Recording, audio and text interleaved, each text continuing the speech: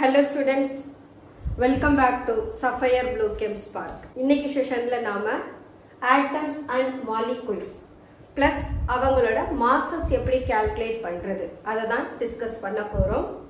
Okay, atom அப்படின்றது ஒரு எலமெண்டோட the smallest particle அதை தான் நாம atomsனு சொல்லுவோம். ஆக்சுவலா ஒரு கெமிக்கல் ரியாக்ஷன் நடக்கிற போது the atoms of the element only will take part in chemical reaction. So ஒரு எலமெண்டோட smallest part தான் நாம atoms னு சொல்றோம். அப்ப எலமெண்டை எப்படி டிஃபைன் பண்ணலாம்? Elements are made up of atoms அப்படினு சொல்லலாம். So those atoms are responsible for their chemical reaction. ஒரு எலமெண்ட் கெமிக்கல் ரியாக்ஷன்ல இன்வால்வ் ஆகுதுன்னா அதுல இருக்கக்கூடிய ஆட்டம்ஸ் தான் அந்த கெமிக்கல் ரியாக்ஷனை லீட் பண்ணுதுன்னு அர்த்தம். அப்ப atoms are the smallest particle of an element. At the same time இந்த ஆட்டம்ஸ்னால இண்டிபெண்டா எக்ஸிஸ்ட் ஆக முடியாது. ஸோ எந்த மாதிரியான ஆட்டம்ஸ் எல்லாம் இண்டிபெண்டா எக்ஸிஸ்ட் ஆக முடியாது அப்படின்னா மோஸ்ட்லி நான் மெட்டல்ஸ். நம்ம நான் மெட்டல்ஸ்ன்றது ஹைட்ரஜன், ஆக்சிஜன், நைட்ரஜன் அப்படின்னு டிஸ்கிரைப் பண்ணுவோம். ஸோ அந்த நான் மெட்டல்ஸ் அவங்களால இண்டிபெண்டா எக்ஸிஸ்ட் ஆக முடியாது. அதே சமயம் மெட்டல்ஸ் அவங்களால இண்டிபெண்டா அவங்களோட அட்டாமிக் ஸ்டேட்ல எக்ஸிஸ்ட் ஆக முடியும். ஸோ ஒரு எலமெண்ட்டை ஆட்டம்ஸா ரெப்ரசன்ட் பண்றனா அல்லது மாலிகுலா ரெப்ரசன்ட் பண்றனா அப்படின்றத அதோட ஃபார்முலால இருந்தே நாம கண்டுபிடிச்சிடலாம். ஃபார் எக்ஸாம்பிள் நான் மெட்டல்ஸ்க்கு எக்ஸாம்பிள் கொடுத்தேன்னா I can write potassium, calcium, copper, zinc, gold, platinum இப்படிதான் கொடுக்குறேன். ஸோ இங்க பாத்தீங்கன்னு சொன்னா நான் எந்த விதமான சஃபிக்ஸ் நம்பரும் இதுல எத்தனை ஆட்டம்ஸ் பிரசன்ட் ஆகி இருக்குன்னு நான் எந்த நம்பரையும் ரெப்ரசன்ட் பண்ணல. ஸோ எலமெண்டோட சிம்பாலிக் ரெப்ரசன்டேஷனை இப்படி கொடுத்தோம்னா இவங்க எல்லாரையுமே நம்ம ஆட்டம்ஸ் அப்படின்னு சொல்லலாம். அட் த சேம் டைம் மாலிகுல்னா என்ன? மாலிகுல்ஸும் ஆக்சுவலா ஒரு எலமெண்டோட ஸ்மாலஸ்ட் பார்ட்டிகிள் தான். பட் ஆட்டமோட கம்பேர் பண்ற போது மாலிகுல்ஸ் எப்படி இருப்பாங்க? ஆட்டம்ஸோட கம்பேர் பண்றப்போ மாலிகுல்ஸ் லிட்டில் பிட் லார்ஜரா இருப்பாங்க. ஏன்னா இங்க மாலிகுல்ஸ் எப்படி ஃபார்ம் ஆகும்னா ஆட்டம்ஸ் கம்பைன் ஆகிறதுனால தான் நமக்கு மாலிகுல்ஸ் ஃபார்ம் ஆகும். அப்ப ஆட்டம்ஸ் கம்பைன் ஆகுதுன்னு சொன்னா அந்த கம்பைன் ஆகக்கூடிய ஆட்டம்ஸ் டைட்டா ஒருத்தருக்கு ஒருத்தர் ஹெல்ட் ஆகி இருந்தா மட்டும்தான் அங்க மாலிகுல் நமக்கு எக்ஸிஸ்ட் ஆகும். மோஸ்ட் ஆஃப் த நான் மெட்டல் மாலிகுலர் ஃபார்ம்ல தான் இருக்கும். For example we can write O2 அல்லது phosphorus P4 R sulphur S8. So இந்த மாதிரி நாம ரெப்ரசன்ட் பண்றோம். அப்ப இவங்க ஒன்னு ஒரு டைஅட்டாமிக் மாலிகுலா வச்சிருக்கலாம் அல்லது பாலி அட்டாமிக் மாலிகுல்ஸா வச்சிருக்கலாம். ஸோ இதுல இருக்கக்கூடிய காம்போசிஷனை பொறுத்து ஒரே டைப் ஆஃப் ஆட்டம்ஸ் இருந்தாங்கன்னா அவங்கள நான் ஹோமோநியூக்ளியர் மாலிகுல்ஸ்னு சொல்லுவேன். அதே 2 or more different atoms combine ஆகி மாலிகுல்ஸ் கொடுத்தாங்கன்னா அவங்கள ஹெட்டிரோநியூக்ளியர் மாலிகுல்ஸ்னு சொல்லுவோம். இப்போ நான் ஹெட்டிரோநியூக்ளியர் மாலிகுல்ஸ் எடுக்கணும்னா we can take water எடுக்கலாம் அல்லது கார்பன் டை ஆக்சைடு எடுக்கலாம். இங்க பாத்தீங்கன்னா ஹைட்ரஜனும் ஆக்சிஜனும் டிஃபரண்ட் ஆட்டம், கார்பனும் ஆக்சிஜனும் டிஃபரண்ட் ஆட்டம்ஸ். ஸோ இந்த மாதிரியான மாலிகுல்ஸை ஹெட்டிரோநியூக்ளியர் மாலிகுல்ஸ்னு சொல்றோம். அதே ஒரே டைப் ஆஃப் ஆட்டம்ஸால ஒரு மாலிகுல் மேடப் ஆகி இருந்தாங்கன்னா அவங்கள ஹோமோநியூக்ளியர் மாலிகுல்ஸ்னு சொல்றோம். அப்ப மாலிகுல்ஸை ஃபர்தரா 2 டைப்ஸா கிளாசிஃபை பண்றோம். ஹோமோநியூக்ளியர் மாலிகுல் இதுலயும் நீங்க என்ன பண்ணலாம்? டைஅட்டாமிக், ட்ரைஅட்டாமிக், பாலிஅட்டாமிக்னு எடுத்துட்டு போகலாம்.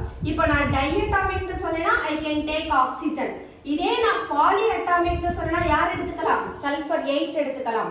பாஸ்பரஸ் எடுத்துக்கிட்டேன்னா டெட்ரா அட்டாமிக்னு சொல்லலாம். அப்போ ஒரு ஹோமோநியூக்ளியர் மாலிகுல்ஸ்ல எத்தனை ஆட்டம்ஸ் பிரசன்ட் ஆகி இருக்கோ அந்த நம்பரை நாம என்ன டேர்ம்ல சொல்லலாம்னா அட்டாமிசிட்டி ஆஃப் an element அப்படின்னு சொல்லலாம்.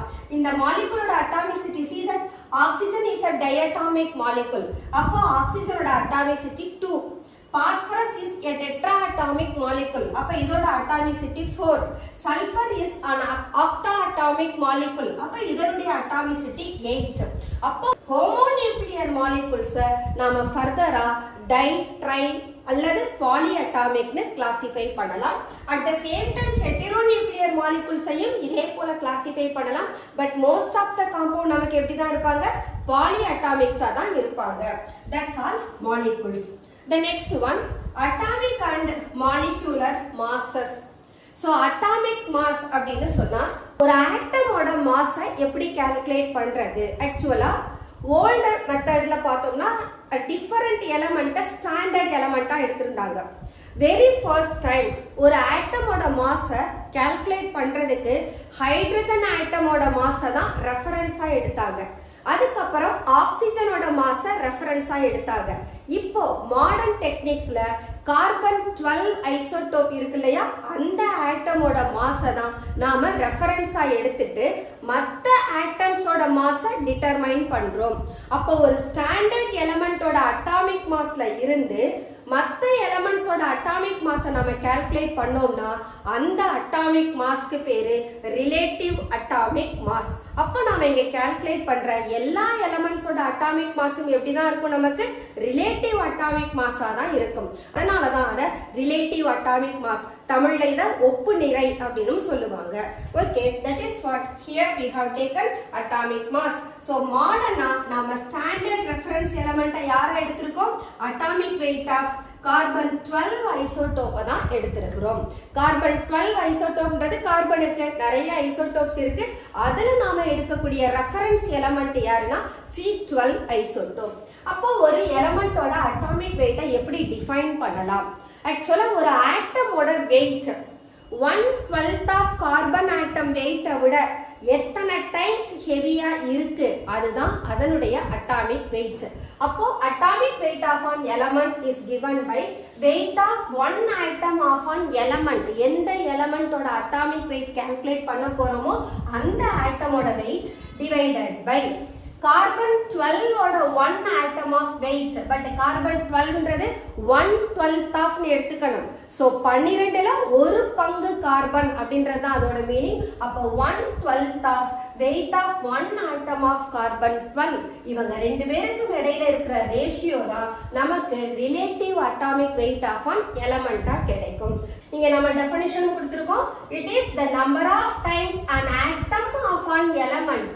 ஒரு எலமெண்டோட ஆட்டம் 1/12 ஆஃப் an atom of carbon 12 விட எத்தனை டைம்ஸ் ஹெவியரா இருக்கு அததான் நாம அட்டாமிக் வெயிட் ஆஃப் an எலமெண்ட்னு சொல்றோம்.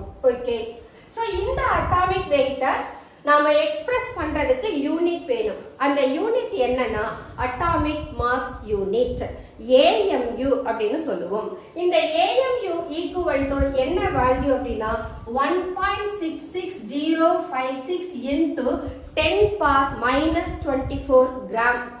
இந்த value is equal to 1 AMU.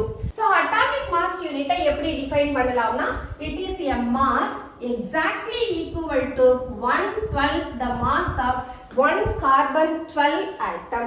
So ஒரே ஒரு கார்பன் 12 ஆட்டம் அது எத்தனை டைம்ஸ் இருக்கணும்? 1/12 ஆஃப் த டைம் எடுத்தீங்கன்னா அந்த மாஸுக்கு எக்ஸாக்ட்டா ஈக்குவலா இருக்கக்கூடிய மாஸை தான் நம்ம அட்டாமிக் மாஸ் யூனிட்னு சொல்றோம்.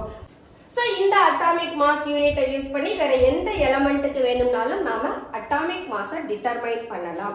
அதை கால்குலேட் பண்றதுக்கு ஃபர்ஸ்ட் நமக்கு என்ன தெரியணும்னா அந்த எலமெண்டோட ஒரே ஒரு ஆட்டமோட அட்டாமிக் வெயிட் என்னன்னு கண்டுபிடிக்கணும். ஃபார் எக்ஸாம்பிள் நம்ம ஹைட்ரஜனோட அட்டாமிக் மாஸை கண்டுபிடிக்கலாம். mass of one atom of hydrogen equal to 1.6736 into 10⁻⁻24 gram. This is nothing but mass of proton. ஏன் நாம இத mass of ஒரு proton அப்படின்னு எடுத்துக்கிறோம்னா hydrogen ஆட்டம்ல one of the isotope நாம எப்படி ரெப்ரசன்ட் பண்ணுவோம்னா H11 அப்படின்னு தான் ரெப்ரசன்ட் பண்ணுவோம். H11 னா என்ன? It has only one proton in its nucleus and only one electron in its valence shell. அப்போ ஒரே ஒரு புரோட்டான் தான் இருக்குன்னா அதுதான் அந்த ஹைட்ரஜன் ஆட்டமோட மாஸா இருக்கும். ஏன்னா எலக்ட்ரானோட மாஸ் இஸ் நெக்லிஜிபிள். அதனால தான் ஹைட்ரஜன் 1 ஐசோடோப்பை நாம புரோட்டான்னு சொல்லுவோம். அந்த புரோட்டானோட மாஸ் தான் 1.6736 into 10⁻⁻24 கிராம். அப்ப நமக்கு mass of 1 atom of hydrogen தெரியும். இந்த ஹைட்ரஜன் ஆட்டமோட மாஸை அட்டாமிக் மாஸ் யூனிட்டால டிவைட் பண்ணீங்கன்னா உங்களுக்கு அட்டாமிக் வெயிட் ஆஃப் ஹைட்ரஜன் கிடைச்சிரும். So mass of hydrogen atom in AMU is mass of proton divided by 1 atomic mass unit. mass of proton இந்த வேல்யூவால டிவைட் பண்ணுங்க, உங்களுக்கு 1.0078 அல்லது ரவுண்ட் ஆஃப் பண்ணீங்கன்னா 1.008 அட்டாமிக் மாஸ் யூனிட் அப்படின்னு கிடைக்கும். இதுதான் ஹைட்ரஜன் ஆட்டமோட மாஸ். இதே போல நீங்க ஆக்சிஜன் ஆட்டம்க்கும் கால்குலேட் பண்ணலாம். பட் ஆக்சிஜன் ஆட்டம்க்கு கால்குலேட் பண்ற போது ஆக்சிஜனோட அட்டாமிக் மாஸ் நமக்கு ரஃபா 16 தெரியும். 16 கிராம் ஆக்சிஜன்ல Avogadro number of oxygen atom இருக்கும். அப்போ ஒரே ஒரு ஆக்சிஜன் ஆட்டமோட வெயிட் கண்டுபிடிக்கணும்னு சொன்னா நம்ம என்ன செய்வோம், mass of 1 atom equal to 16 divided by Avogadro நம்பர்னு எடுத்துப்போம். அதை நீங்க சால்வ் பண்ணீங்கன்னா உங்களுக்கு 2 பாயிண்ட் சம்திங்ல ஒரு ஆன்சர் வரும். அந்த 2 பாயிண்ட் சம்திங் தான் மாஸ் ஆஃப் 1 ஆட்டம்னு கிடைக்கும். ஆக்சுவலா அங்க 10 பவர் -23 இருக்கும், அதை மறந்துடாதீங்க. டிவைடட் பை இந்த அட்டாமிக் மாஸ் யூனிட்டால டிவைட் பண்ணுங்க, உங்களோட ஆன்சர் 15.995 AMU கிடைக்கும். ஜஸ்ட் ரெஃபரன்ஸ்க்கு கொடுத்துறேன். 16 divided by Avogadro number. This is what mass of 1 atom of oxygen. So நீங்க Avogadro number எடுக்கிற போது கண்டிப்பா 10 power 23 எடுத்துக்கணும். அந்த 10 power 23 நியூமரேட்டருக்கு போறப்போ -10 power 23 இருக்கும். அட்டாமிக் மாஸ் யூனிட்ல டினாமினேட்டர்ல 10 power -24 இருப்பாங்க. அதை நீங்க சால்வ் பண்ணுங்க, உங்களோட ஆன்சர் 15.995 னு வரலாம் அல்லது 16 பாயிண்ட் சம்திங்னு வரும். This is what mass of oxygen atom. இதே மாதிரி தான் ஒவ்வொரு எலமெண்டோட அட்டாமிக் மாஸையும் நம்ம அட்டாமிக் மாஸ் யூனிட்ல டிட்டர்மைன் பண்ணலாம். Okay, the next one. இப்போ nowadays அட்டாமிக் மாஸ் யூனிட்டுக்கு பதிலா யூனிஃபைடு மாஸ் அப்படின்ற யூனிட்டை கொடுக்கிறோம். அப்போ 1 AMU is equal to 1 unified mass. அதை சிம்பிள்ல கொடுக்கணும்னா யூன்ற லெட்டர் மட்டும் கொடுத்தா போதும். Then isotopes. ஐசோடோப்ஸ்னா யூசுவலா நாம எப்படி டிஃபைன் பண்ணுவோம், ஒரு எலமெண்டோட டிஃபரண்ட் ஆட்டம்ஸ்ல பார்த்தோம்னு சொன்னா சேம் அட்டாமிக் நம்பரும் டிஃபரண்ட் அட்டாமிக் மாசஸும் வச்சிருக்கும். அதை தான் நம்ம ஐசோடோப்னு சொல்லுவோம். பட் அந்த அட்டாமிக் மாசஸ் எல்லாமே என்ன மாதிரியானது, ரிலேட்டிவ் அட்டாமிக் மாஸ். அப்ப இங்க எப்படி டிஃபைன் பண்றோம்னா, atoms of the same element which have different relative masses are called isotopes. So ஒரே எலமெண்ட் தான், அந்த எலமெண்டோட டிஃபரண்ட் ஆட்டம்ஸ்க்கு ரிலேட்டிவ் மாசஸ் எப்படி இருக்கும், வேரி ஆகும். பட் அட்டாமிக் நம்பர் சேமா இருக்கும். அவங்கள நாம ஐசோடோப்ஸ்னு சொல்றோம். அப்ப இங்க அந்த எலமெண்டோட அட்டாமிக் மாஸ் கால்குலேட் பண்ணணும்னா நாம எத்தனை ஐசோடோப்ஸ் இருக்கோ அத்தனை ஐசோடோப்ஸையும் கன்சிடர் பண்ணணும். அந்த ஐசோடோப்ஸ்க்கு ஒரு பர்டிகுலர் அட்டாமிக் மாஸ் இருக்கும். ஃபார் எக்ஸாம்பிள் ஹைட்ரஜன் எடுத்தோம். இந்த ஹைட்ரஜனுக்கு 3 விதமான ஐசோடோப் இருக்கு. H11, H21, H31 னு சொல்றோம். இந்த ஹைட்ரஜன் அப்ப it is made up of all these 3 hydrogen atoms. அப்ப இவங்களோட ரிலேட்டிவ் அட்டாமிக் மாஸ் 1, 2, 3 னு வேரி ஆகுது. அட் த சேம் டைம் நீங்க ஒரு சாம்பிள் ஆஃப் ஹைட்ரஜன் எடுத்து பார்த்தீங்கன்னா இந்த 3 பேரோட அபண்டன்ஸும் வேரி ஆகும். அந்த வேரி ஆகுற ரிலேட்டிவ் அபண்டன்ஸை ரிலேட்டிவ் அட்டாமிக் மாஸ் கூட நீங்க மல்டிப்ளை பண்ணீங்கன்னா உங்களுக்கு அந்த ஹைட்ரஜனோட அட்டாமிக் மாஸ் கிடைக்கும். ஸோ ஃபார் எக்ஸாம்பிள் இதை நம்ம ஒரு ஃபார்முலா பேசிஸ்ல கொடுக்கணும்னு சொன்னா average atomic mass equal to m into a plus n into b divided by m plus n னு கொடுத்திருக்கோம். இங்க a யும் b யும் யாரு அப்படின்னா எந்த எலமெண்டோட ஐசோடோப்ஸை நீங்க கன்சிடர் பண்றீங்களோ அந்த ஐசோடோப்போட ரிலேட்டிவ் அட்டாமிக் மாஸ் தான் a யும் b யும். m-ம் n-ம் யாரு அப்படின்னா அவங்களுடைய percentage of abundance.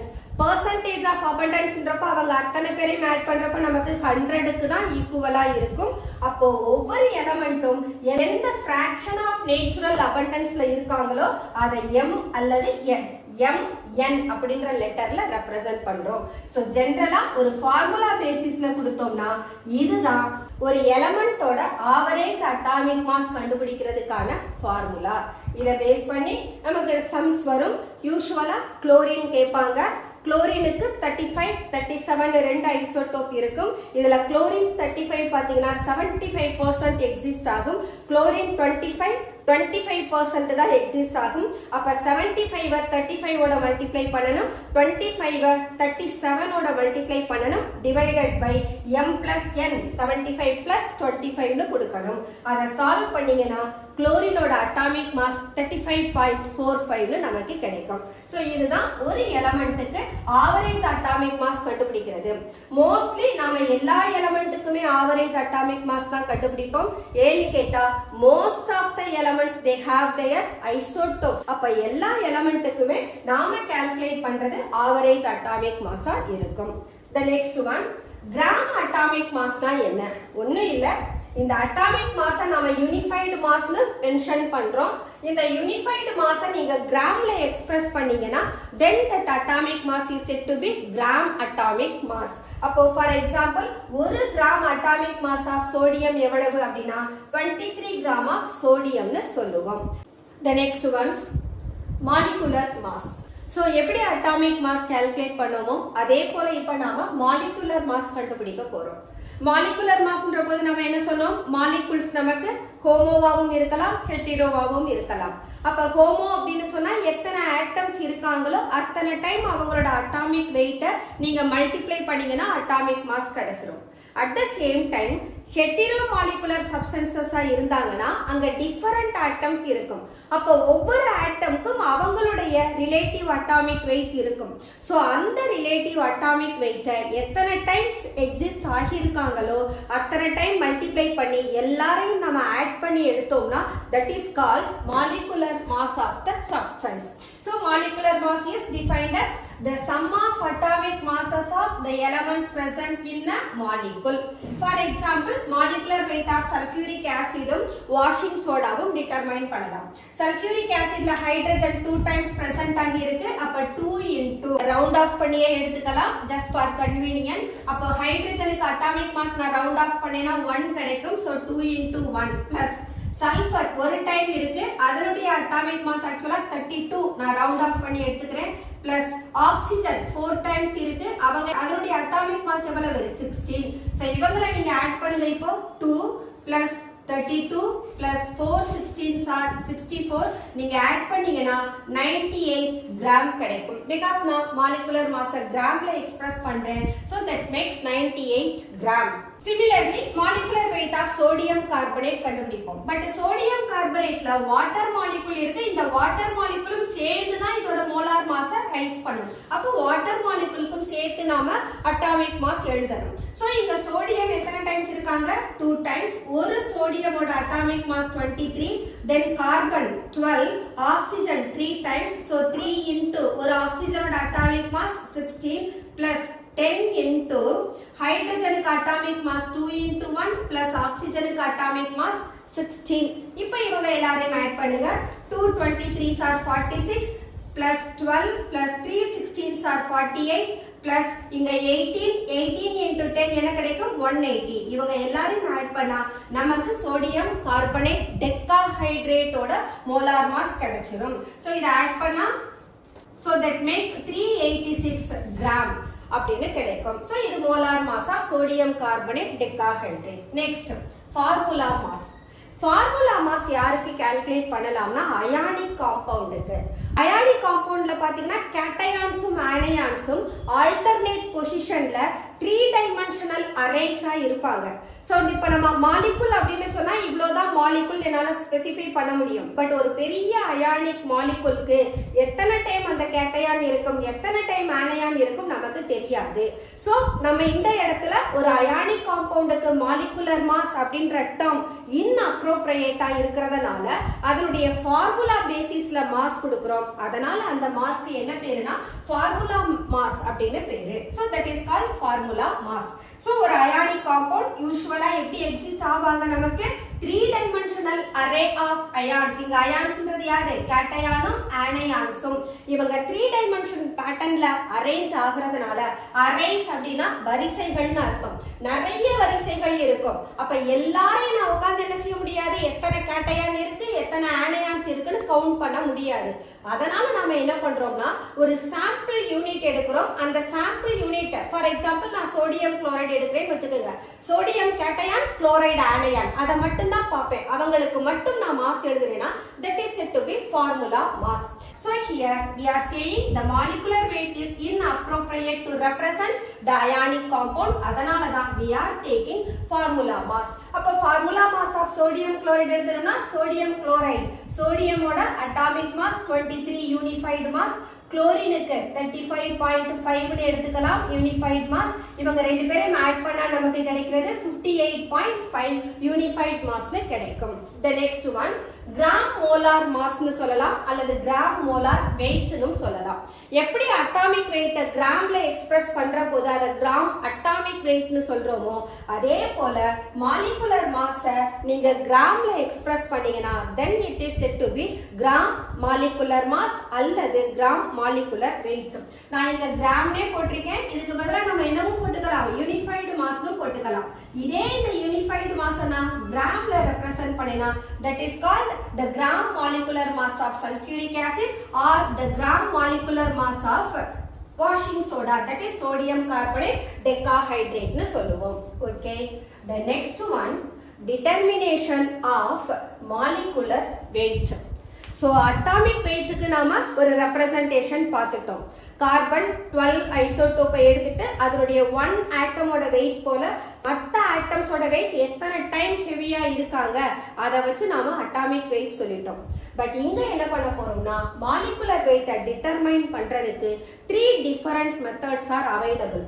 ஒன்னு Dulong's and Petit's law, second one vapour density method, third one diffusion method. So இந்த 3 மெத்தடை பேஸ் பண்ணி நம்மனால மாலிகுலர் வெயிட்டை டிட்டர்மைன் பண்ண முடியும். So the first one Dulong's and Petit's law. இந்த லா படி ஒரு எலமெண்ட் ஹெவியா சாலிட் எலமெண்டா இருக்கிற போது அந்த எலமெண்டோட அட்டாமிக் வெயிட்டையும் அவங்களோட ஸ்பெசிபிக் ஹீட் கெப்பாசிட்டியையும் நீங்க மல்டிப்ளை பண்ணீங்கன்னா அதோட ப்ராடக்ட் ஆல்மோஸ்ட் கான்ஸ்டன்டா இருக்கும். It is equal to 6.4. அப்போ ஸ்பெசிபிக் ஹீட் கெப்பாசிட்டி தெரிஞ்சதுன்னு சொன்னா அட்டாமிக் மாஸ் கண்டுபிடிச்சிடலாம், அல்லது அட்டாமிக் மாஸ் தெரிஞ்சதுன்னா ஸ்பெசிபிக் ஹீட் கெப்பாசிட்டி தெரிஞ்சிடலாம். அப்ப the product of atomic mass and specific heat capacity is approximately equal to எவ்வளவு 6.4. இதுதான் டியூலாங்ஸ் அண்ட் பெட்டிட்ஸ் லா. இது யாருக்கு நாம எடுத்துக்கிறோம்? in case of heavy solid element, அந்த எலமெண்ட் ஹெவியா சாலிட் ஃபார்ம்ல இருக்கணும், அவங்களுக்கு தான் நாம டியூலாங்ஸ் அண்ட் பெட்டிட்ஸ் லா எடுக்கிறோம். the next one vapor density method. இது ஆக்சுவலா ஒரு டெரிவேஷன். என்ன பண்ணுவாங்கன்னா ஃபர்ஸ்ட் மாலிகுலர் வெயிட்டுக்கான ஃபார்முலா கொடுப்பாங்க. இங்க நான் என்ன எடுத்திருக்கேன்? weight of certain volume of gas or vapor under certain temperature and pressure எடுத்திருக்கேன். எவ்வளவு வால்யூம் ஆஃப் கேஸ் அல்லது வேப்பர் எடுத்துக்கிறனோ அதே வால்யூம் ஆஃப் ஹைட்ரஜனையும் நான் எடுத்துக்கணும். அங்க டெம்பரேச்சரும் பிரஷரும் சேமா இருக்கணும். ஸோ இந்த ரெண்டு பேருக்கும் இடையில இருக்கிற ரேஷியோவை என்னன்னு சொல்றோம்? வேப்பர் டென்சிட்டின்னு சொல்றோம். இதே நான் மாலிகுலர் வெயிட்டுக்கு டெஃபினேஷன் சொல்லணும்னா இந்த டெஃபினேஷன் தான். பட் இங்க என்ன எழுதுவேன்னா weight of the same volume எழுத மாட்டேன், weight of the 1 atom of hydrogen under same temperature and பிரஷர்னு எடுத்துருவேன். வேப்பர் டென்சிட்டிக்கும் நான் மாலிகுலர் வெயிட்டுக்கும் ரிலேஷன் கண்டுபிடிக்கிற போது I can write 2 into vapor density equal to molecular weight னு எனக்கு மாறும். நான் இங்க எழுத போறது weight of certain volume ofன்றத 1 molecule மாத்திருக்கேன். திரும்ப இத 1 molecule ஹைட்ரஜனுக்கு மாத்துறேன். இந்த 1 molecule ஹைட்ரஜனை எடுத்துட்டு எப்படி எழுத போறேன்? 2 into weight of 1 atom of hydrogen எழுத போறேன். ஸோ இது எனக்கு இந்த ஃபார்முலா பார்த்தீங்கன்னா மாலிகுலர் வெயிட்டுக்கான ஃபார்முலா. இதை யார் கூட இப்போ ரிலேட் பண்ண போறேன்? வேப்பர் டென்சிட்டி கூட. அப்போ 2 into vapour density equal to இந்த ஃபார்முலா யாருக்கு? மாலிகுலர் வெயிட்டுக்கு. ஸோ வேப்பர் டென்சிட்டிக்கும் மாலிகுலர் வெயிட்டுக்கும் இடையில இருக்கிற relation 2 into vapor density equal to molecular weight. ஆக்சுவலா இது ஒரு பெரிய டெரிவேஷன். நமக்கு டெரிவேஷன் தேவையில்லை, இந்த ரிலேஷன் மட்டும் தெரிஞ்சா போதும். நான் உங்களுக்கு வேப்பர் டென்சிட்டினா என்னன்னு ஃபார்முலா கொடுத்தேன். அதுக்கடுத்து மாலிகுலர் வெயிட்டோட ஃபார்முலா எப்படி இருக்குன்றத நான் வேப்பர் டென்சிட்டில இருந்தே கொண்டு வந்துட்டேன். இங்க சேம் வால்யூம்னு எடுத்திருக்கோம், அதை நான் என்னவா மாத்திக்கிறேன், ஒரு மாலிகுல்னு எடுத்துக்கிட்டு இங்க ஒரு மாலிகுல் ஹைட்ரஜன், அந்த ஒரு மாலிகுல் ஹைட்ரஜன்ல 2 ஆட்டம்ஸ் ஹைட்ரஜன் இருக்கிறதுனால 2 into weight of the 1 atom of hydrogen எடுக்கிறேன். அப்ப இந்த பார்ட் எனக்கு மாலிகுலர் வெயிட்டுக்கான ஃபார்முலாவா மாறுது. இங்க 2 இருக்கு, இந்த 2வை நான் வேப்பர் டென்சிட்டியோட கிராஸ் மல்டிப்ளை பண்றேன். அப்ப 2 into vapor density equal to molecular weight. This is an important formula. So vapor density தெரிஞ்சதுனா molecular weight கண்டுபிடிச்சிடலாம், அல்லது molecular weight தெரிஞ்சா vapor density-ய calculate பண்ணலாம். The next method is diffusion method. இந்த diffusion method mostly gases-க்கு நாம use பண்ணலாம். இங்க gases-ன்ற போது different size of gases இருக்கும். So இங்க different gases-ஓட molecular weight calculate பண்ற போது அந்த gases-ஓட rate of movement அவங்களோட square root of density-க்கு அல்லது square root of molar mass-க்கு inversely related-ஆ இருக்கும். இததான் நாம Graham's law of diffusion னு சொல்றோம். So according to this law, the rate of diffusion of the different gases under similar conditions of temperature and pressure are inversely proportional to the square roots of their density or molecular weight. So density கொடுத்தாலும் சரி அல்லது molecular weight கொடுத்தாலும் சரி அந்த rate of diffusion நாம இப்படி எழுதுறோம். அப்ப அதாவது என்ன வரும், R1 is inversely proportional to 1 by D1, R2 is inversely proportional to 1 by D2. நான் ரேஷியோ தான் பார்க்க போறேன், rate of diffusion பார்க்க போறேன் with respect to 1 and 2. அப்ப R1 divided by R2 எடுத்தோம்னு சொன்னா that makes square root of 1 by D1 divided by 1 by D2 னு கிடைக்கும். நம்ம square root னு கொடுத்திருக்கோம், அப்ப square root of 1 by D1 square root of 1 by D2 எடுக்கணும். அப்ப இத நீங்க சார்ட் அவுட் பண்ணீங்கனா ஃபார்முலா என்னன்னு வந்துரும், square root of D2 by D1, இந்த D க்கு பதிலா மோலார் மாஸ் எடுத்தீங்கனா square root of M2 by M1 னு வந்துரும். இந்த ரிலேஷனை யூஸ் பண்ணியும் நம்மனால மோலார் மாஸ் கால்குலேட் பண்ண முடியும். That's all atoms and molecules. Okay students, இன்னைக்கு செஷன்ல நாம atoms and molecules then அவங்களோட atomic weight molecular weight எப்படி கால்குலேட் பண்றதுன்னு பார்த்தோம். We will continue the same chapter in our following sessions. Until then, bye bye.